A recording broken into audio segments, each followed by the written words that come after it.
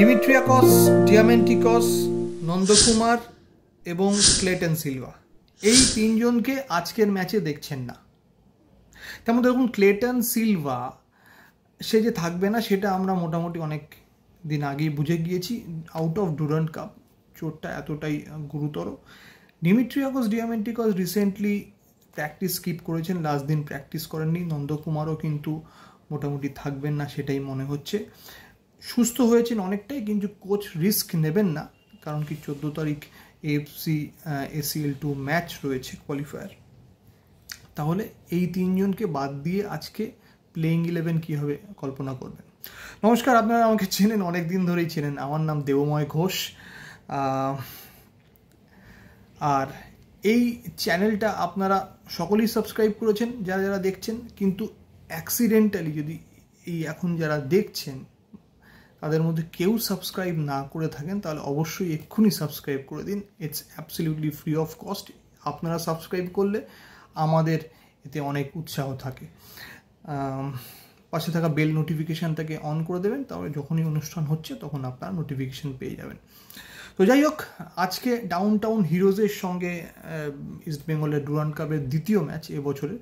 এই যে টিমটা ডাউনটাউন হিরোজ, খুব ভালো টিম। এর সঙ্গে MBSDর ম্যাচটা আমি পুরো দেখেছি এবং অত্যন্ত গতিশীল ফুটবল খেলে। কয়েকজন ফুটবলার এবং একজন বিদেশি ফুটবলার খুবই ভালো, এবং যে বিদেশি ফুটবলার সে দু একদিন ইস্ট বেঙ্গলের ট্রায়ালেও ছিল, ডারিয়াস বা সামথিং কিছু নাম হবে, আমি তাকে দেখেছি। কিন্তু ট্রায়ালে না এতটা ভালো মনে হয়নি। আমি ওর ট্রায়াল দেখেছি, ট্রায়ালে এতটা ভালো মনে হয়নি। এই okay, anyways, coming to the point, তাহলে ইস্ট বেঙ্গলের প্লেইং 11 আজকে কীরকম হতে পারে। দেখুন, গোলে প্রভসিকন সিং গিল আমার মনে হয় আজকে থাকবেন, কোনো সমস্যা নেই তার। উনি যত খেলবেন তত নিজের অ্যাকিউরেসি বাড়াবেন, আর এবছর দ্বিতীয় ম্যাচ খেলতে নামছেন। এছাড়া ডিফেন্সে আমার মনে হয় হিজাজি মাহেরকে রাখা হবে, তার সঙ্গে লালচুনুঙ্গাকে রাখা হবে, এবং রাইট ব্যাকে মোহাম্মদ রাকিব, এবং লেফট ব্যাকে হিসেবে মার্কজো, যেটা লাস্ট দিন আমরা দেখেছিলাম সেটা আমরা দেখতে পাবো বলে মনে করা হচ্ছে। প্রভাত লাকড়াকে কি দেখতে পারি, এরকম কোয়েশ্চেন সকালে আমার কাছে এসছে। প্রভাত লাকড়ার ইনজুরিটা এখন কি জায়গায় আছে সেটা ঠিক বোঝা যাচ্ছে না।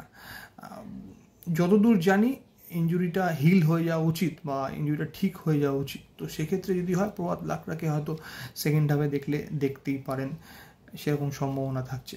মাঝে দেখুন, আপনি সাউল ক্রেসপোকে আপনি দেখবেন, জিকসন সিংকে আপনি দেখবেন, বা এটা যদি হয় যে যেহেতু ডিয়ামেন্টিকস খেলছে না, সাউল ক্রেসপোকে তো প্রথম দলে অবশ্যই থাকতেই হবে। মহেশকে দেখবেন নন্দর জায়গাতে, হয়তো PV বিষ্ণুকে দেখবেন, এগুলো মোটামুটি ঠিকঠাক। মাদি তালালকে দেখবেন। এবার হ্যাঁ, এটা দিস এ বিগ কোয়েশ্চেন, মাদি তালালের বিষয়টা নিয়ে কোচ কতটা রিস্ক নেবে। আমার ধারণা কিছু সময়ের জন্য হয়তো মাদি তালাল নামবে, অন্তত ফার্স্ট হাফের সময়টার জন্য, এটা আমার ধারণা।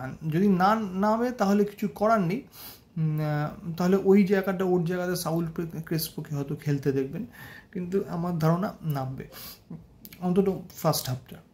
তাছাড়া ডেভিডকে তো আজকে খেলতেই হবে। এবার দেখা যাক যে নতুন কাউকে, জেসিনটিকে সুযোগ দেওয়া হয় কি না। নতুন যে আমাদের একদম সেন্সেশনাল ফুটবলার এসছে বলে বলা হচ্ছে, আজাদ, তাকে সুযোগ দেওয়া হয় কি না। এদের আমার মনে হয় সুযোগ দেওয়ার সময় থাকবে কোচের হাতে। তো সব মিলিয়ে আজকে কিন্তু একটা জমাটি ফুটবল ম্যাচ আমরা দেখতে যাচ্ছি। একটা ভালো টিম, খুব ভালো ফুটবল খেলে ডুরান্ডে একটা ম্যাচ তারা জিতেওছে, তাদের সামনে কিন্তু এটা একটা বড় চ্যালেঞ্জ হতে যাচ্ছে। কিন্তু সবথেকে বড় কথা সেটা হচ্ছে ইস্ট বেঙ্গলের এই টিমটা, যেটা মোটামুটি অনেকে হাসপাতাল বলতে শুরু করেছেন, সেই টিমটা কতটা হাসপাতাল। আমার কাছে যতদূর খবর আছে, ক্লেটন সিলভা তো এই ডুরান্ডে নেই, AFC কাপের প্রথম ম্যাচে থাকার কোনো প্রশ্নই নেই, যা মোটামুটি খবর। বাইরে গিয়েছিলেন, তো আবার চিকিৎসা করে ফিরে এসছেন। ISL এর শুরু থেকে থাকবেন বলে মনে করা হচ্ছে। এক্ষুনি ক্লেটন সিলভার বদলি হিসেবে সেরকম কিছু চিন্তাভাবনা নেই টিম ম্যানেজমেন্টের মধ্যে, এক্ষুনি সেরকম কিছু বদলি নেই। তবে এইটা আপনি জানলে মানে অবাক হবেন না যদি ক্লেটনের বিকল্প বা বদলি টিম তৈরি করে রাখে। আমার মনে হয় এই ধরনের তালিকা তৈরি থাকে সবসময়। তো তবে এইটা একটা খুব বড় সেটব্যাক হবে যদি ক্লেটনের চোট হয়ে যায়, আউট অফ সিজন হয়ে যায়। মনে রাখবেন এটা খুব একটা ভালো হয় না। গতবারেও কিন্তু একটা সেট টিম থেকে জর্ডন ওয়েলসে হঠাৎ করে চলে গিয়েছিলেন, তারপর পুরো সিজনে বিভিন্ন সময় আমাদের ভুগতে হয়েছে। তো ঈশ্বরের কাছে প্রার্থনা করুন যে সেরকম কিছু না হয়, ক্লেটন যাতে আইএসএল থেকে ফিরতে পারে। ডিয়ামেন্টিকাসের চোটটা নিয়ে এত ভাবড়াবার কিছু নেই। ইনফ্যাক্ট আমি আপনাদের এইটুকুনি বলতে পারি, এইটুকুনি জেনে বললাম একটা সূত্র থেকে, ডিয়ামেন্টিকাস এখন প্রায় চোট মুক্ত বলা যেতে পারে। এই জন্যই হয়তো এই ম্যাচটা খেলবেন না, তার কারণ হচ্ছে যে কোচ তাকে একেবারে চোটমুক্ত অবস্থায় পেতে চাইবে এএফসি ম্যাচে। মাদি তালালের একটা চোটের ব্যাপার ছিল, হাসপাতালে গিয়েছিলেন, সেই ছবিও ভাইরাল হয়ে গিয়েছিল, আপনারা এখানেও দেখেছেন, ইস্টবেঙ্গল আড্ডায়তেও দেখেছেন। তো চোটটা গুরুতর নয়, কিন্তু চোট তো চোটই, যা যতটা শুনেছি গুরুতর না থাকলেও সেটা চোট। মাদিকে নিয়েও কোচ সাবধানী একটা পদক্ষেপ নেবে, সেটা দেখা যাক কী হয়, কীরকমভাবে টিমটা হয়। তো যে টিমটা আলোচনা করলাম এই টিমটা বা এর আশেপাশেই থাকার কথা বলে আমার মনে হয়।